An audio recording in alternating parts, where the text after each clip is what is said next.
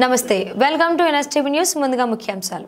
మంచిర్యాల జిల్లా లక్షటిపేట పట్టణంలోని గోదావరి నది ఒడ్డున ఉన్న గంగమ్మ తల్లి దేవాలయంలో మంగళవారం రాత్రి దొంగతనం జరిగింది. గుర్తు తెలియని దొంగలు ఆలయం తాళం పగలగొట్టి అమ్మవారి మెడలో ఉన్న బంగారు పుస్తలు, రాగి చెంబు, ప్లేటు ఎత్తుకెళ్లారు.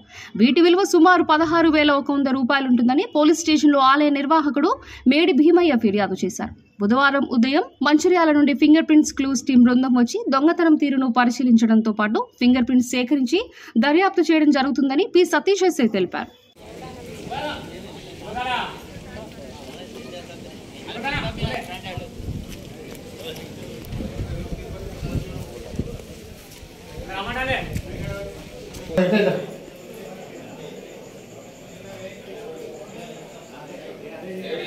సరే ముందర ఫోటో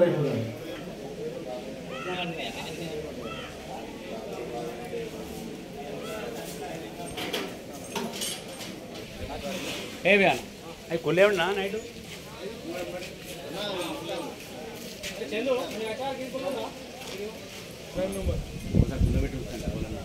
బంద్ పెడతాను కుక్కతో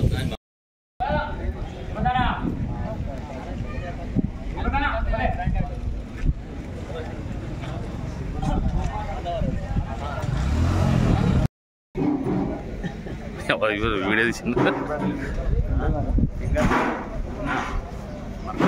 ఏర్పాటు